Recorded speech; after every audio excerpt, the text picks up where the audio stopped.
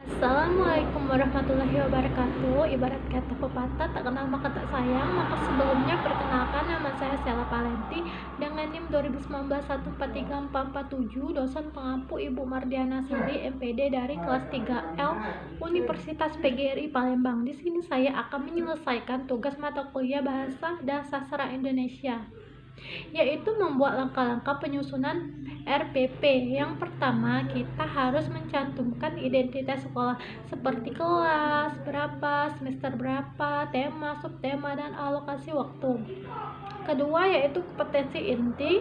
Terus kita harus menentukan kompetensi dasar dan indikatornya, lalu merumuskan tujuan pembelajaran yang akan dicapai selama proses pembelajaran di kelas, lalu menentukan materi dan metode pembelajaran, terus langkah-langkah atau kegiatan pembelajaran dimulai dari kegiatan pendahuluan, inti, dan penutup. Lalu menentukan sumber belajar, sumber dan media pembelajaran, dan yang terakhir yaitu penilaian proses dan hasil belajar. Oke, tidak perlu menunggu lama-lama, kita masuk ke tahapan pembuatannya ya.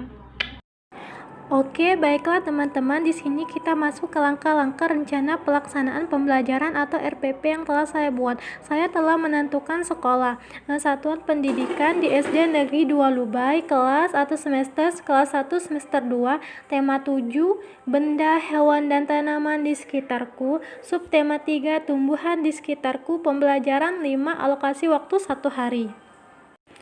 Lanjut kita ke kompetensi inti atau KI. KI-nya terdiri dari 4, yaitu yang pertama KI 1 menerima dan menjelaskan ajaran agama yang dianutnya. KI 2 memiliki perilaku jujur, disiplin, tanggung jawab, santun, peduli, percaya diri, dan dalam berinteraksi dengan keluarga, teman, dan guru. KI 3 memahami pengetahuan faktual dengan cara mengamati, mendengar, melihat, membaca, dan menanyakan berdasarkan rasa ingin tahu tentang dirinya. KI 4 menyajikan pengetahuan faktual dalam bahasa yang jelas, logis, dan sistematis, dalam karya yang etis, dalam gerakan yang mencerminkan anak sehat, dan dalam tindakan yang mencerminkan perilaku anak bermain dan berakhlak mulia. Lanjut ke kompetensi dasar atau KD dan indikatornya. Pelajaran yang pertama yaitu bahasa Indonesia dengan kompetensi dasar 3.1 mengenal teks deskriptif tentang anggota tubuh dan panca indera, wujud sifat benda, serta peristiwa siang malam dengan bantuan guru dan teman dalam bahasa Indonesia lisan tulis yang dapat diisi dengan kosakata bahasa daerah untuk membantu pemahaman. Lanjut 4.1 mengamati dan menirukan teks deskriptif tentang anggota tubuh dan panca indera, wujud dan sifat benda, serta peristiwa siang dan malam secara mandiri dalam bahasa Indonesia lisan dan tulis yang dapat diisi dengan kosakata bahasa daerah untuk membantu penyajian. Indikatornya, 1. Membaca teks tentang tempat tinggal tumbuhan, 2. Mengidentifikasi tanaman berdasarkan tempat tinggal sesuai dengan teks yang dibaca, 3.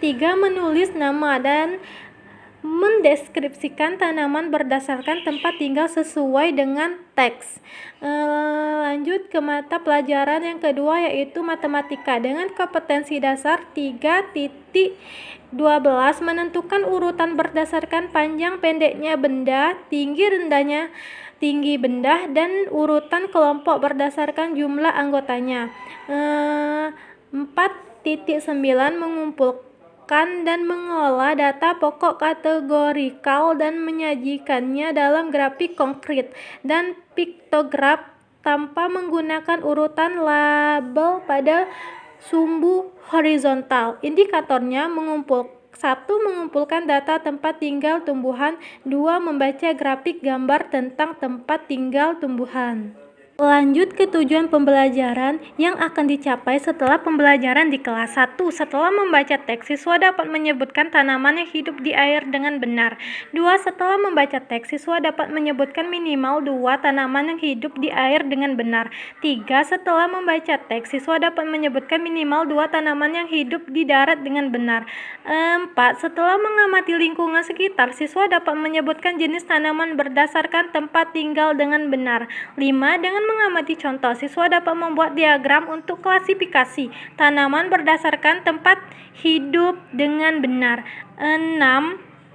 Setelah mengamati gambar, siswa dapat membaca grafik gambar mengenai jumlah tumbuhan dengan benar. Lalu kita menentukan materi pembelajaran. Pada materi pembelajaran mata pelajaran bahasa Indonesia yaitu kelompok tanaman darat dan tanaman air, dan untuk pembelajaran mata pelajaran matematika adalah membaca grafik gambar. Metode pembelajaran yaitu dengan menggunakan pendekatan saintifik dengan metode permainan atau simulasi, diskusi, tanya jawab, penugasan, pembelajaran melalui video call. Baik teman-teman, kita lanjut ke langkah-langkah pembelajaran atau kegiatan pembelajaran. Yang pertama yaitu kegiatan pendahuluan. Deskripsi kegiatan, guru memberikan salam dan mengajak semua siswa berdoa menurut agama dan kepercayaan masing-masing. Guru mengecek kesiapan dengan mengisi lembar kehadiran, memeriksa kerapian pakaian, posisi, dan tempat duduk disesuaikan dengan kegiatan pembelajaran. Menginformasikan tema yang akan dipelajari yaitu tentang benda, hewan, dan tanaman di sekitar. Dan yang terakhir, guru menyampaikan tahapan kegiatan yang meliputi kegiatan mengamati, menanyakan, mengeksplorasi, mengkomunikasikan, dan menyimpulkan. Alokasi waktunya selama 10 menit. Lanjut ke kegiatan inti. Langkah-langkah kegiatan bagian 1 yaitu mata pelajaran bahasa Indonesia. 1. Siswa diajak mengamati lingkungan di sekitar. 2. Siswa mengamati bahwa sebagian tumbuhan dapat hidup di darat dan sebagian yang lainnya hidup di air. Siswa menyebutkan beberapa contoh tumbuhan darat dan tumbuhan air yang mereka ketahui. Kegiatan kemudian dilanjutkan di kelas. Siswa diminta untuk membaca teks di buku siswa. Siswa dibagi ke dalam beberapa kelompok. Setiap kelompok mendapat kartu berisi nama tumbuhan dengan berbagai tempat tinggalnya. Berikan penjelasan tumbuhan untuk tumbuhan yang tempat tinggalnya menempel pada tumbuhan lain dalam waktu tertentu. Minta siswa mengelompokkan tumbuhan tersebut berdasarkan tempat tinggalnya. Perwakilan siswa menyampaikan hasil pengelompokan, siswa lain mendengarkan dengan saling memeriksa pekerjaannya. Siswa menulis dan menggambarkan beberapa contoh tumbuhan darat dan tumbuhan air pada buku siswa atau komunikasikan. Lanjut ke langkah-langkah kegiatan bagian 2 yaitu mata pelajaran bahasa Indonesia. Pertama, siswa mendengarkan penjelasan guru mengenai contoh membuat sebuah grafik gambar di papan tulis. Kemudian guru dan siswa bersama-sama membahas data pada grafik gambar tersebut, yaitu mengamati. Yang kedua, siswa melanjutkan kegiatan individu, menganalisis grafik gambar tentang jumlah tanaman darat dan air dengan menjawab pertanyaan pada buku siswa, menanyakan. Yang ketiga, kegiatan diakhiri dengan diskusi kelas mengenai beberapa jenis tumbuhan yang dapat hidup di dua tempat, di darat dan di air, termasuk diskusi mengenai beberapa jenis tanaman yang jarang atau belum dikenal oleh siswa, mengeksplorasi. Yang terakhir, guru menyampaikan kepada siswa akan melakukan video call saat siswa di rumah untuk memberikan umpan balik terhadap materi yang telah dipelajari. Yang terakhir yaitu yang ketiga, kegiatan penutup. Alokasi waktunya selama 15 menit dengan deskripsi kegiatan. Siswa dan guru sama-sama membuat kesimpulan rangkuman hasil belajar selama seharian. Lalu bertanya jawab tentang materi yang telah dipelajari untuk mengetahui hasil ketercapaian materi.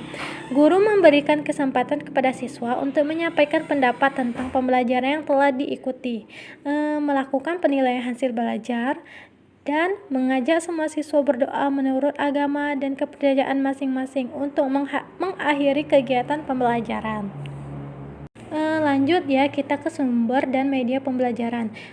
RPP yang saya buat ini bersumber dari satu buku pedoman guru tema benda, hewan, dan tanaman di sekitarku kelas 1, buku tematik terpadu kurikulum 2013 Jakarta, Kementerian Pendidikan dan Kebudayaan 2013. Kedua, buku siswa tema benda, hewan, dan tanaman di sekitar kelas 1, buku tematik terpadu kurikulum 2013. Ketiga, nama tumbuhan minimal 10 dengan tempat tinggal yang berbeda, air, darat, atau menempel pada tumbuhan lain. Keempat, nama tumbuhan minimal 10 dengan tempat tinggal yang berada di air, di darat, atau menempel pada tumbuhan lain. Yang terakhir yaitu HP Android untuk video call dengan siswa. Baik teman-teman, yang terakhir yaitu penilaian proses dan hasil belajar. Yang pertama yaitu penilaian sikap. Seperti apa sih? Seperti sikap siswa di sekolah itu bagaimana? Apakah mereka percaya diri, disiplin, bekerja sama, seperti itu. Yang kedua yaitu penilaian pengetahuan. Instrumental penilaian yaitu tes tertulis atau lembar kerja, mengisi latihan soal pada buku. Dan yang terakhir, yang ketiga, penilaian keterampilan seperti unjuk kerja membaca. Apakah siswa baik sekali dalam membaca, atau baik, atau cukup, dan perlu bimbingan. Oke, baiklah teman-teman. Sekian penjelasan RPP yang telah saya buat. Saya ucapkan terima kasih. Wassalamualaikum warahmatullahi wabarakatuh.